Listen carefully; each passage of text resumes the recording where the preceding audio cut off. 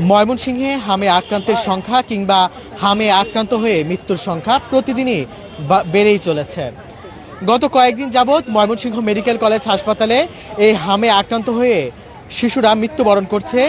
এর মাঝখানে গত 23 তারিখ থেকেই প্রতিদিনই মৃত্যুর সংখ্যা এই ময়মনসিংহ মেডিকেল কলেজ হাসপাতালে লক্ষ্য করা গেছে। তো এই মৃত্যুর দিক দিয়ে বিবেচনা করতে গেলে ময়মনসিংহবাসীর মাঝে একটি আতঙ্ক বিরাজ করছে তাদের সন্তানকে নিয়ে। আমি এই মুহূর্তে রয়েছি ময়মনসিংহ মেডিকেল কলেজ হাসপাতালের ঠিক ইমার্জেন্সি বিভাগের সামনে।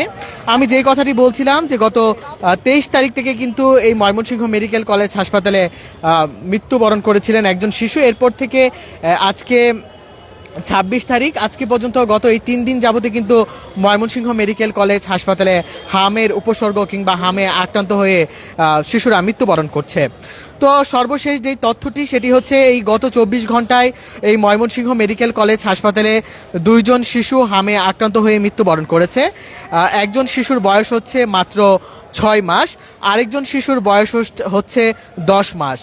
এই 2 জনই এই ময়মনসিংহ মেডিকেল কলেজ হাসপাতালে হামের উপসর্গ নিয়ে মৃত্যুবরণ করেছে।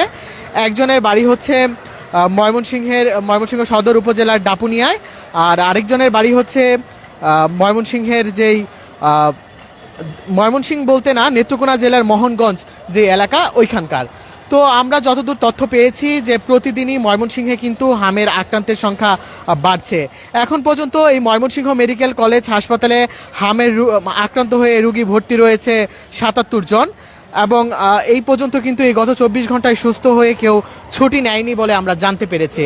তবে হাসপাতাল কর্তৃপক্ষ আমাদেরকে জানিয়েছে যে হামের যে আইসোলেশন ওয়ার্ডটি রয়েছে ময়মনসিংহ মেডিকেল কলেজ হাসপাতালে, সেখানে হামে আক্রান্ত রোগীদেরকে হস্তান্তর করা হচ্ছে যারা হামের উপসর্গ নিয়ে এই মেডিকেল কলেজ হাসপাতালে এসে ভর্তি হচ্ছেন। তবে তারা আরেকটি বিষয় আমাদেরকে জানিয়েছে যে এই মেডিকেল কলেজ হাসপাতালে আইসিইউ যেই সেবাটি সেটি তারা পর্যাপ্ত পরিমাণে দিতে পারছে না, যার ফলে এই শিশুরা মৃত্যুবরণ করছে। আরেকটি বিষয় আমরা জানতে পেরেছি যে বেশিরভাগ যেহেতু কম বয়সী শিশু এই হামে আক্রান্ত হয়ে মৃত্যুবরণ করছে, তার পাশাপাশি যদি আইসিইউ ওয়ার্ডটি থাকতো এই ময়মনসিংহ মেডিকেল কলেজ হাসপাতালে, তাহলে হয়তোবা যে মৃত্যুর সংখ্যাটি সেটি অনেক অংশেই কমে আসতো। তবে রোগীর স্বজন যারা রয়েছে তাদের দাবি হচ্ছে যে তাদের দীর্ঘদিনের দাবি যে ময়মনসিংহ মেডিকেল কলেজ হাসপাতালে যে আইসিইউ ওয়ার্ডটি সেটি চালু করা হোক, যেন রোগীরা পর্যাপ্ত চিকিৎসা সেবা পায় এবং যে মৃত্যুর হারটি সেটি যেন কমে আসে। তো সিভিল সার্জন তথ্য মতে আমরা জানতে পেরেছি যে টিকাদান যে কর্মসূচিটি ইতিমধ্যে চলমান রয়েছে, হামরোবেলা টিকা যেটি, সেটি কিন্তু ময়মনসিংহ সদর সহ ময়মনসিংহ সিটি কর্পোরেশনের যে ওয়ার্ডগুলো রয়েছে প্রত্যেকটি ওয়ার্ডেই সেই টিকাদান কর্মসূচিটি চলমান রয়েছে।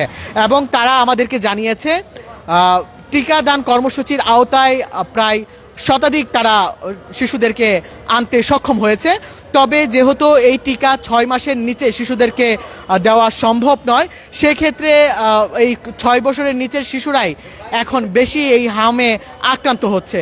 তবে তাদের কথা হচ্ছে যেই সকল শিশু এখন পর্যন্ত এই হামের টিকা নেয়নি বা এখন পর্যন্ত এই টিকার আওতায় আসেনি, তারা যেন খুব দ্রুত এই হামরোবেলা যে টিকাটি আছে সেটি নেন এবং এই টিকা কার্যক্রমের আওতায় আসেন। তবে সচেতনতা বৃদ্ধির বিকল্প নেই। এখন পর্যন্ত হামের যে সতর্কতা সেটি বিভিন্ন মাধ্যমে প্রচার করা হচ্ছে অভিভাবকদের সচেতন হওয়ার জন্য। তো এই ছিল ময়মনসিংহ মেডিকেল কলেজ হাসপাতাল থেকে হামের সর্বশেষ পরিস্থিতি।